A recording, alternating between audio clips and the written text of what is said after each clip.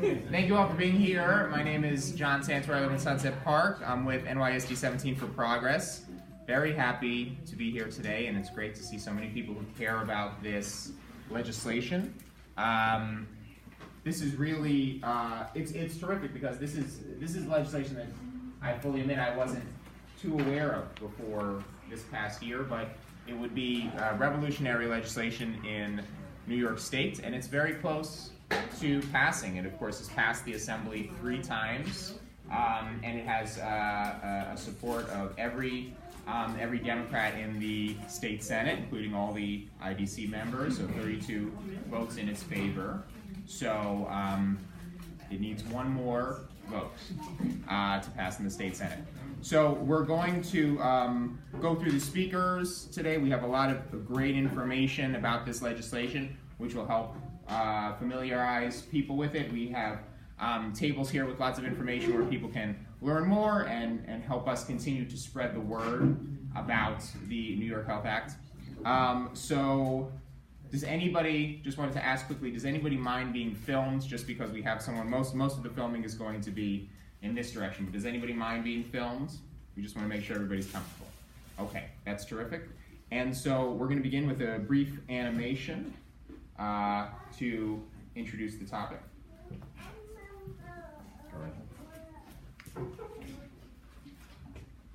That millions of New Yorkers and people across the country are suffering from, and you may be suffering from it too. It's private insurance-induced stress disorder, PIISD, or PISD. It's a condition brought on when you get a bill in the mail that your health insurance premiums have gone up 20% or more, or when you realize you have a 50% co-insurance even after meeting your deductible of $3,000, or when you don't have insurance at all because you can't afford it, or when your insurance plan drops your doctor and you have to find a new one, or after spending countless hours on the phone arguing and pleading with customer service after you've been denied treatment. It occurs after your bank account has been drained of your life savings to pay for care, or after seeing a loved one maimed or die from an otherwise manageable illness.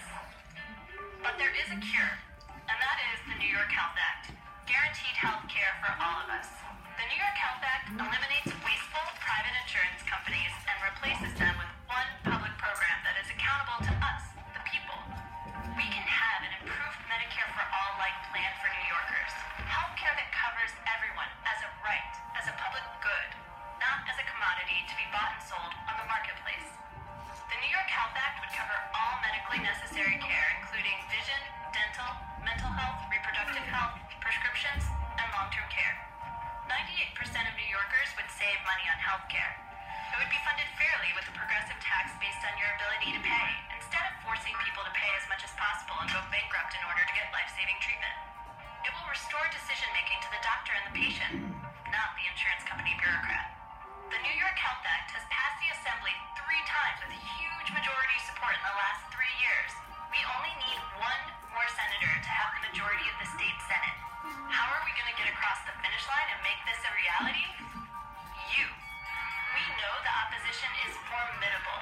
They have serious power and money. But we have the people.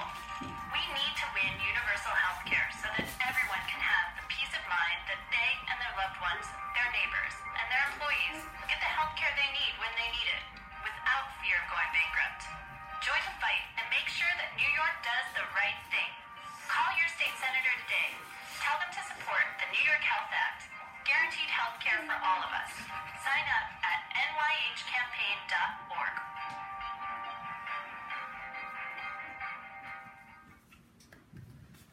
Terrific. And so can we load up that presentation that Ben did? PowerPoints. So we just wanted to begin by going through a few statistics from our area, and this was data collected by Debbie Hurden and Ben Theodore, two of our volunteer members who went through this. So we can go to the next slide. We're here in District 17. I think people are familiar with Senate District 17. Next slide, please. So here are some statistics that are collected from, you can see the source at the bottom. So this is from the New York Health Department. There are a few sources for these statistics. 26% of Borough Park residents rate their health as fair or poor. Next slide, please. 23% of Borough Park residents are obese. Next slide. 9% of Borough Park residents have diabetes. 47.5% of Community District 12 and 14 residents, that's where we are, rely on public health insurance. So that's from the American Community Survey 5-year estimate. So that's a really important statistic, that nearly half of the people in these community areas are already using public health insurance. And that's, of course, what we're talking about. Next slide, please. 15.3% of Borough Park residents have no health insurance as of 2014. That's a really amazing statistic because, of course, we had the Affordable Care Act passed in 2009. We all remember that went through a year of legislative fights to get that passed. It's been operable for years, and yet in spite of that, we still have a sizable percentage of residents who do not have access to health insurance, and that's really striking. Next slide. 31,468 uninsured residents of New York Senate District 17. So, do we have another one? I just want to, I think 10% of Borough Park residents went without needed medical care in 2015 due to the lack of adequate health insurance. 1 out of 3 patients with insurance go without prescribed medicines or fail to get needed medical attention due to high deductibles or co-pays. 20,000 New Yorkers have died unnecessarily due to a lack of health insurance in the past 10 years. Is there one? That's the last one. Just from those last couple of statistics, this is a real, present, and pressing issue. It's not theoretical.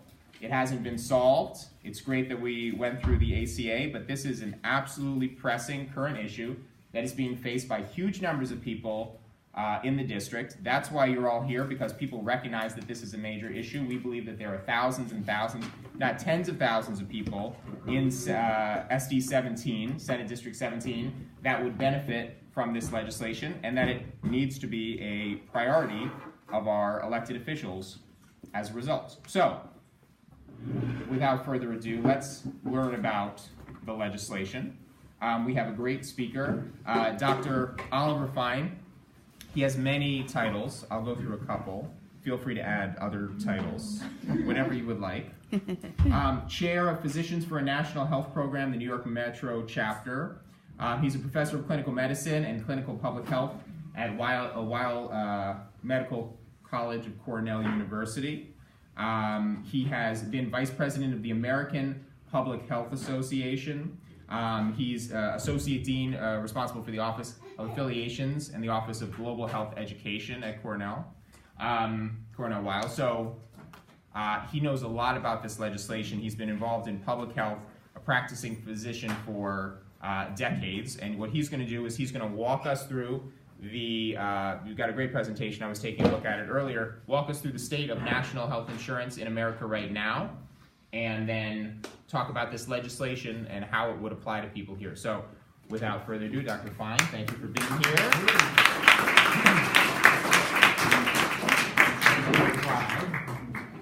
So I think whenever a physician speaks to you, they should have a disclosure. And I don't believe I have any relevant financial relationships with commercial interests, but you've heard about my relationship to Physicians for a National Health Program. But you should know I have never received any compensation from that organization.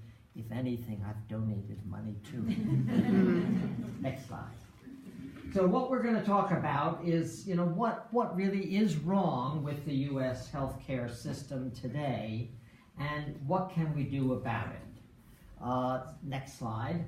And I think the first thing is really the problem of uninsurance that we still have. And what you see here is a history from the 1940s, when frankly very many people in this country had no health insurance. In fact, there was virtually none. And then what we saw during World War II actually is the unions began to demand health insurance. And then after World War II, the Internal Revenue Service said to the employer, if you help pay for the premiums for health insurance, then you can deduct that from your taxes. And then we get along here to 1965. Does anyone know what happened then?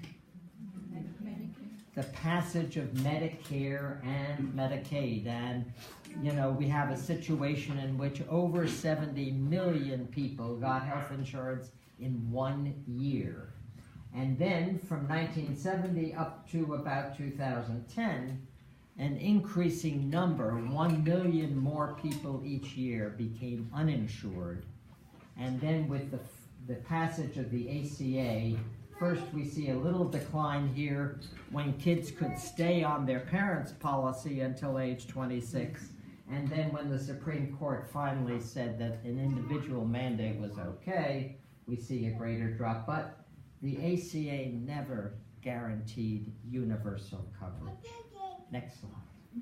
And so what you see here is the increase in the number of people on Medicaid.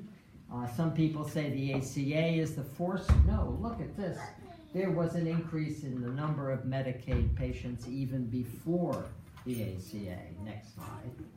And what you see here is that the Congressional Budget Office, yes, says that the ACA was never intended really to bring us to complete health insurance for everybody. 26 to 28 million people remain uninsured. New slide. So our second problem is that people are underinsured. And what you see here is that a family policy now, in a worker's policy, where the employer has bargained for care, is now up to $18,000. Did you realize that? And that usually the worker is contributing about $5,000. If you are an individual worker, no family policy, you'll probably be paying somewhere between $1,000 to $1,500. Next slide. And sure enough, what's happened to premiums from 1999 up to the present is that they've gone up 270%, right? At the same time, as you see here, that workers' earnings have only gone up 64%, and indeed, inflation has eaten away on those earnings of 47%. Little wonder that the most frequent reason now that a union goes on strike is because the employer is trying to shift the cost of premiums onto the employee. Next slide. And sure enough, deductibles have gone up so that you now have deductibles that range anywhere for the individual between $1,200 to over $2,100. And indeed, many families can't afford the out-of-pocket costs, even when they are insured. So what you'll see here is if a family has an out-of-pocket deductible of somewhere between $2,000, that would be $2,500 for an individual, $5,000 for a family, 50% of those people can't afford it. And if they have no insurance, 81%. So you see these real problems with paying for health insurance. People are underinsured. Little wonder, that over 62% of the personal bankruptcies in the United States are due to medical expenditures, and over 77% of those people had health insurance at the outset of their bankrupting illness. Next slide. And if you have uninsurance and underinsurance, you're going to have poor outcomes overall. So what you see here is that 36,530 deaths in 2016 were due to underinsurance. And in the state of Texas, where you have the highest percentage of uninsured, you had an excess number of deaths of 5,900. Next slide. And we have one of the lowest life expectancies in the industrialized world. Look at this, 78 years of life expectancy compared to Italy, which now has 83. Next slide. And we have one of the highest infant mortality rates, children that die after pregnancy. New slide. And our maternal mortality, this is absolutely horrible. 15.9% compared to, not 9%, 15.9 per 100,000 births. In fact, women die in childbirth, compared to 2 in Australia. I mean, this is just bad medicine. New line. And you can see here the maternal mortality has gone up in the United States from the year 2000 to 2014, from 18.8 up to 23.8 per 100,000 live births. New line. And our cost of care in the United States just is, new slide, outbeats every other industrialized nation. Here we were back in 1980, together with the rest of the pack of industrialized nations.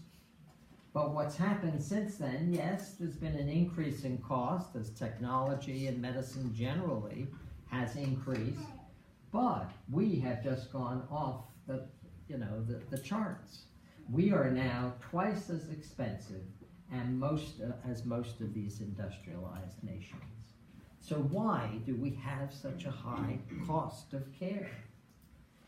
Is it because, people spend more time in the hospital in the United States? No.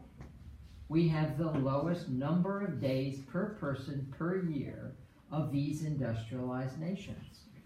In other industrialized nations, people stay longer in hospitals. New line. Well, maybe it's then because we have a lot of people going to the doctor, for doctor visits. But look at this. We have the lowest number of visits per year to a doctor of these industrialized nations. And here in Japan, 12.8 visits per year compared to our 4. Well, maybe it's because we've got too many old people, right? That's the problem. But look at this. We have the lowest percent of people over 65 in the here in the United States, compared to Japan again, with over 1/4 of their population, in fact, being over 65. Well, maybe the problem is that we smoke too much in the United States, right? And indeed, we do have some smokers out there, but not compared to old France, right? They have many more people, the percent of the population, who smoke more than 15 cigarettes per day. New. Maybe it's because we pay our doctors too much. Okay, but look, what you see here is that, in fact, there are other nations, the Netherlands, and Australia, where doctors are paid more than in the United States. This slide, I think, begins to explain the problem. Here you see the number of doctors is the yellow line, and here you see the number of managers or administrative costs in the system. We need to amputate that group. Give them meaningful work instead of denying claims, right? And having to get prior approvals and so on. New slide. And indeed, what you see here, spending on health insurance administration per capita, we again are just out of line from all these other industrialized nations. New slide. And what you see here in terms of hospitals, if you were in Canada, over here, the amount of dollars spent on administration of the hospital would be 12% compared to our 25%, having to deal with the multiple insurers, having to deal with the denial of claims, and so forth. New slide. And indeed, this data is just embarrassing, it seems to me. You know, when you have somebody like the head of, Aetna Insurance Company, Mark Bertolini, getting $159,000 per working day. That's what he's getting per working day for being the head of this insurance company. That is ridiculous. Next slide. So, what can we do to address these problems? New. I think what we need to do is think in terms of a national program of improved Medicare for all. In the House of Representatives, it has a number 676. In the Senate, the Bernie Sanders bill is 1804. And what does it consist of? Well, first, it is fair public funding, creating a healthcare trust fund in which we would transfer the employer contribution to private health insurance premiums to the public trust fund, develop a graduated employee contribution, so it's not always the same for every income earner, right? The president of the company pays the same amount now for private health insurance as the employee, the secretary, and yet their incomes are so widely different. And we should develop a tax on unearned income, such as stocks, bonds, dividends, and what have you. No private insurance premiums, because they are really regressive. The president paying the same as his secretary. And no increase in the overall healthcare spending, because in fact we would have administrative savings, new stuff. And where do we get those savings from? Well, fascinatingly, the administrative cost of running the Medicare program, the dollars that get collected but do not get paid to doctors or hospitals or for prescription drugs, right, is only 2 to 3%, the administrative savings, so that 97 to 98% of those dollars go to pay for care. Whereas in private health insurance, it's close to, on average, 20% that is kept to pay for dividends, to pay for the administrative staff. In this article done recently here in Annals of Internal Medicine, a peer-reviewed, respected journal, $503 billion could be saved if we converted from our for-profit private health insurance to a Medicare for all or single-payer program. And indeed, what we would have is a non-profit private delivery system under local control. Some people are angry at me and they say, "You're too conservative, Dr. Fein." But this is not socialized medicine. Socialized medicine is when the hospitals are owned by government and the doctors are salaried by government. That's what you have in the UK. That's what you have in Denmark. But that's not what we are proposing here. We're proposing the Medicare program, something that exists today, improving it so that it covers, dentistry and long-term care and things like that, but it is not a socialized medicine program. It's publicly funded, privately delivered partnership. And, here's the principles behind it. If you go to our website, if you can remember these initials, PNHP, Physicians for a National Health Program, you can really look at the details of this. My students at Cornell say, Dr. Fein, you should call this Medicare 2.0. And we have a bill in Congress, as I mentioned earlier, 676, which really provides for universal, improved Medicare for everyone, comprehensive benefits, choice of doctor and hospital, no copays and deductibles, funded through a progressive tax and with costs that are probably going to be less than what we presently have. Next slide. And you have the Sanders bill with automatic enrollment, comprehensive benefits, all of the same principles. There are some differences. Next slide.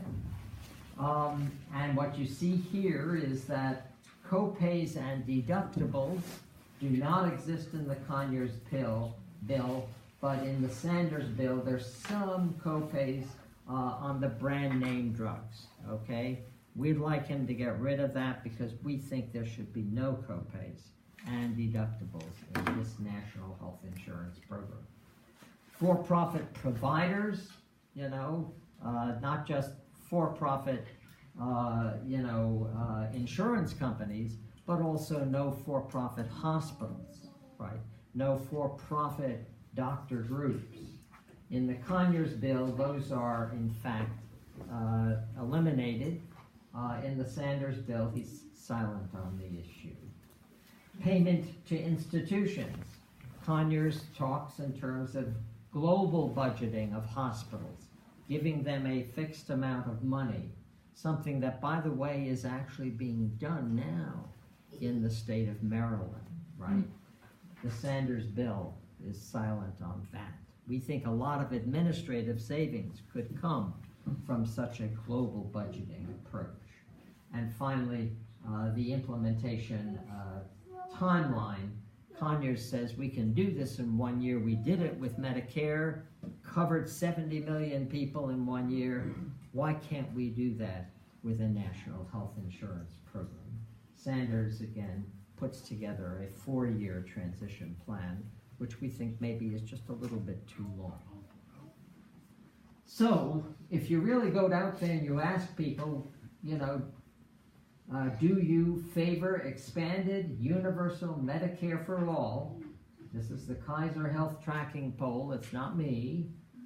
And what you see here is that 58% of adults in the United States favor this kind of program, 81% of Democrats, next slide, and, you know, 60% of independents, and even 30% of Republicans.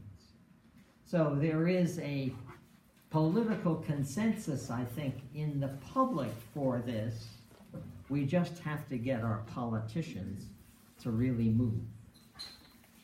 But you'll tell me the problem is, under the present national administration, is there any chance we're going to get a single-payer national health insurance program? It's not so likely, okay? So where do we go from there? Next slide. Well, let's go to the states and consider a state-based single-payer program. And we here in New York are fortunate because we have one, the New York Health Act. What is it? Well, it's a state-based single-payer act, you know, with federal single-payer that looks, since it looks unlikely. Yes, there have been failed attempts at this in California, Vermont, and Colorado, and we can talk a little bit why that was true in those states in the question and answer period. Yes, we are going to need some federal waivers, but we think that those are potentially feasible.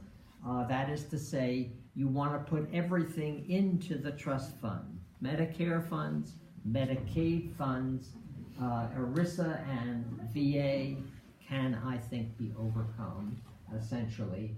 And yes, it may even be true that if, you know, Trump is successful in block granting Medicaid, this may be a real way to utilize that for a positive approach.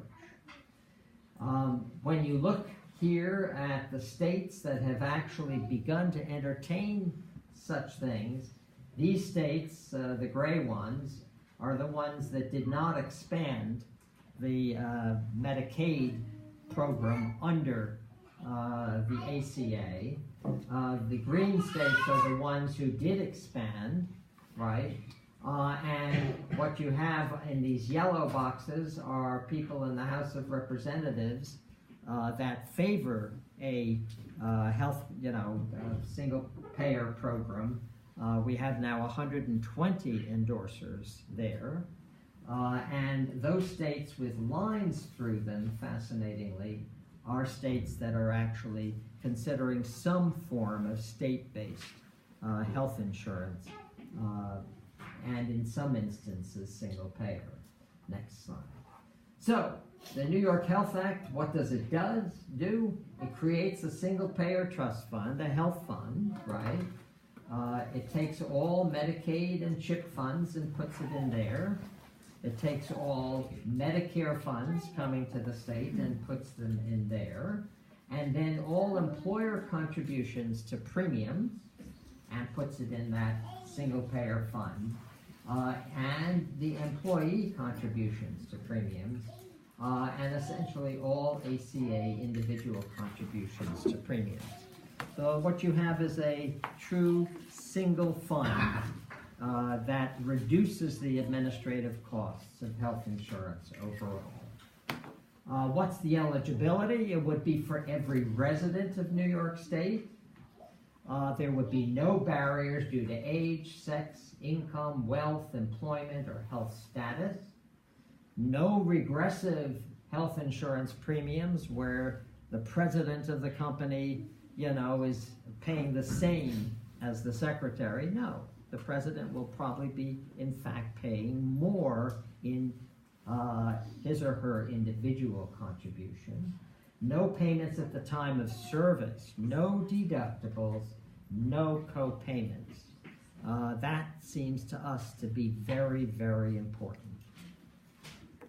The benefits would be comprehensive, including primary and preventive care, inpatient and outpatient hospital care, prescription drugs, hopefully at a new lower cost, because this entity would be able to negotiate for all of us with the pharmaceutical industry.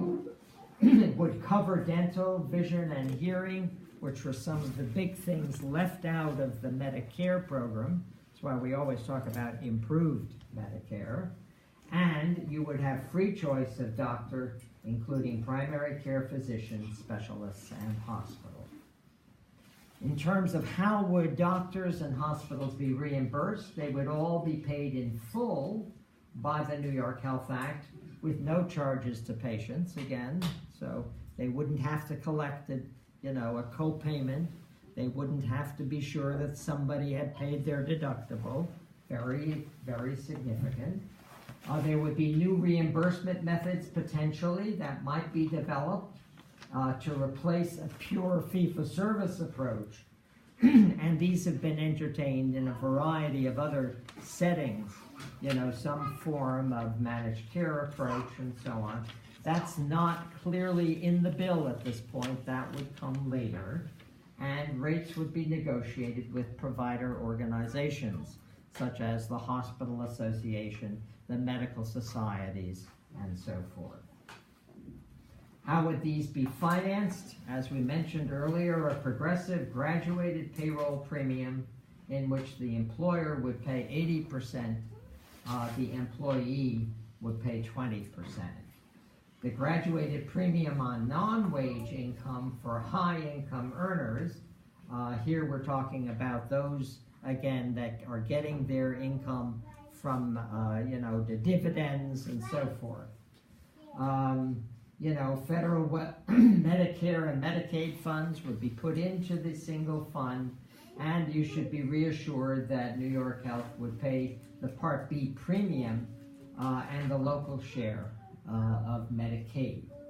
So the bottom line is that if someone had a $50,000 wage, roughly 6% would be the cost of this new insurance. Presently, employer-based insurance is costing somewhere about 11% of wages. And where do the savings come from in this kind of program? Essentially, if you cover the uninsured and the poorly insured, it's going to cost you more, 1.4%. If you eliminate co-pays and deductibles, it's going to cost you more. And if you bring the Medicare and Medicaid payment to the provider up, it's going to cost you more, roughly 9.1% total increase in cost. But you have these enormous reductions in administrative costs in the insurance industry, the reduced amount that I would have to have in my office of staff to deal with the denials of claims, to deal with, pre-existing condition, exceptions and so forth, and the bulk purchasing of drugs and devices. Which entity in this country gets the lowest price on drugs today? Anyone have a guess? Medicare. Not the not Medicare, not Medicaid, but the VA. Why? Because they can bargain for their 170 hospitals as one entity. Medicare doesn't allow you, doesn't bargain. You have to go through private insurance companies. In this state, there are 31 different Medicare prescription drug benefit companies. There would be a total savings here, you can see, of about 25%, and a net savings after you look at the increased costs of somewhere around 15%. Here's a sense of how the premium things would work. Up to 25%, $25,000 income, there would be no charge for individual premiums. And after that, there would be a graded charge going up. New slide. And here you get a sense, it's been calculated out, and you can get these slides, and you can see there would be savings for many, many people, and also savings, by the way, for the employer. New slide. We have the bill. It was described before, the New York Health Act. Richard Gottfried is the chair of the Health Committee in the Assembly. Gustavo Rivera is the minority chair in the Senate here in the state. And it's essentially really a single payer bill. Next slide. And when you look at the politics of it, last year 87-38 passed in the Assembly. Today there are 82 co-sponsors in the Assembly. We're about 5 less than last year, but that's perhaps because, in fact, people haven't gone after those assemblymen yet. We're down 2 senators in the Senate right now, so that there are going to be special elections in the Bronx and in Westchester for those seats on April 24th, so that we may, in fact, be back up to close to our 31 votes, and if we had Simca Felder, we would be at 32, okay? So it's a really very close situation. New slide. So what's to be done? Learn more about this. Ask questions about it. We'll have a chance to do that. If you have a doctor, I brought along, these petitions that we're trying to get doctors to sign to say they would, in fact, endorse this act. We're getting up there now. I think we're close to 2,000, 3,000 signatures of doctors that support this in the state. Look for the Campaign for New York Health. They will be doing a lobby day in Albany on the 5th of June. It'd be great to have all of you come. We're going to have buses to help you get there. Think about it. Join us at that point, visiting your representatives in Albany. Next slide. And here they, last year we had a whole bunch of doctors and medical students going up to Albany. Next slide.